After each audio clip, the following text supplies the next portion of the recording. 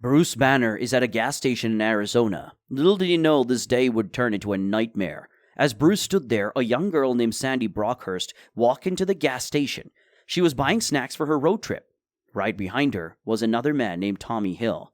Out of nowhere, Tommy Hill pulled out a gun and pointed it at the cashier, demanding that he open the cash register. Sandy, frightened by the sudden danger, accidentally dropped the bottle. This startled the robber, causing him to panic and shoot. Witnessing this, Bruce started to feel his anger rise, but before he could react, he too was shot and killed by the robber. With no mercy, the robber then killed the cashier and took off the cash register. Later at night in the morgue, Bruce Banner's lifeless body began to undergo a transformation. We then see Tommy meeting with a group called the Dogs of Hell. He was feeling guilty about what he had done. He started crying as he told them what happened, but the leader of the dogs, Joe, didn't seem to care about his tears. Instead, he asked Tommy how much money he had stolen. Joe then told him that he could use that money to start paying back what he had borrowed, and then blackmails Tommy regarding his family. Tommy informs Joe that he cannot pay his light bill, and he doesn't know what he and his family are going to do. Joe tells him to leave and get the rest of his money.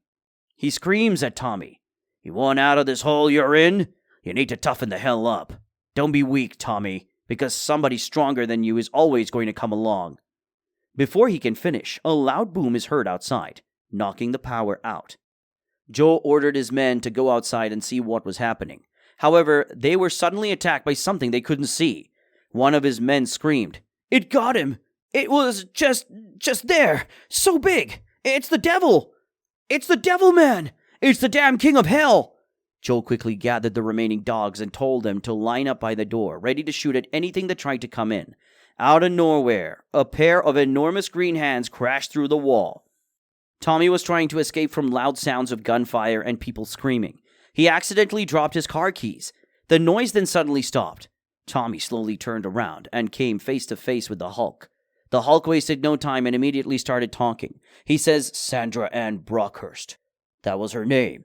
She was 12. How does it feel in your hand? Heavy, right?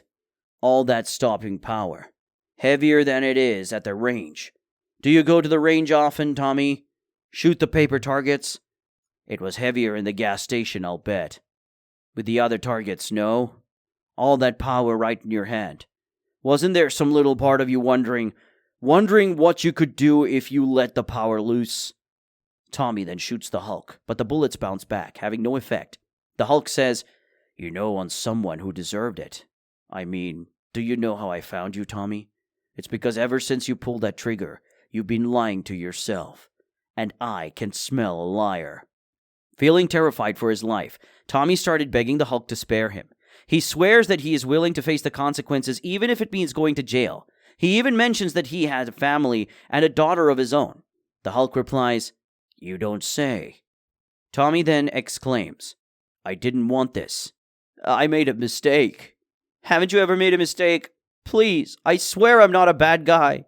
Am I?" The Hulk chuckles and responds, "What do you think?"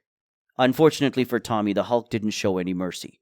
He broke and crushed almost every bone in Tommy's body. After finishing his brutal attack, the Hulk left him in the parking lot of a hospital. Later, in a motel bathroom, Bruce ponders, "I'm not a bad person, am I?"